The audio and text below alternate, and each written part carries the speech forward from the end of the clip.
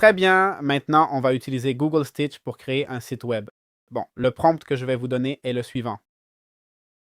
Important, je vous le laisse, d'accord? Je vous l'offre en cadeau et en plus dans la description, vous avez deux autres cadeaux, un audio privé et un cadeau surprise à découvrir.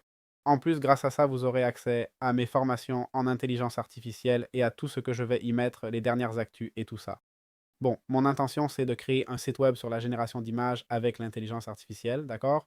Où on propose ce service. Alors, comme on le voit, d'abord, on donne un peu le contexte. Conçoit une interface web pour une plateforme de génération d'images par intelligence artificielle. Le thème sera sombre, les accents. Bon, clairement, ici, il n'y a qu'une seule image, il n'y a pas la section principale. Je veux dire, ce ne serait pas une intro sur le modèle utilisé ou ce genre de truc, plutôt au style blog. Voyons comment il s'en sort.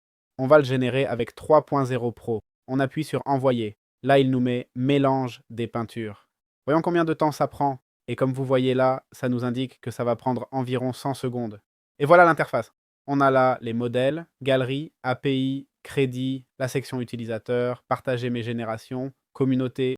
Bon, on a littéralement toutes les sections qu'on pouvait attendre d'un outil de génération par intelligence artificielle. Évidemment, là, on pourrait commencer à jouer avec le prompt, modifier un peu tout ce qu'on a voulu. Dans ce cas, bien sûr, je lui ai demandé un site web de ce style, où on peut simplement générer des images, mais on peut faire d'autres trucs, comme un site comme celui-ci, qui parle de la pizza napolitaine, d'accord?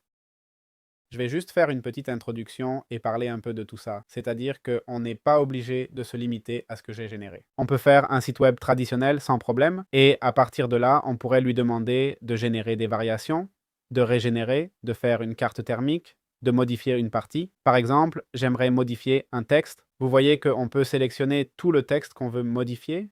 On pourrait faire une notation ou créer le système de design si on voulait, même prévisualiser dans un nouvel onglet, d'accord? Voyons voir la prévisualisation. Voilà pour l'ordinateur, voilà pour la tablette et voilà pour le mobile. Bon, le responsive design n'est pas très réussi, franchement. Il faudrait travailler dessus. Mais de toute façon, je pense que si on l'envoie à un AI Studio ou un truc comme ça, il nous le fait assez rapidement. Donc voilà, on a ça ici. Salut!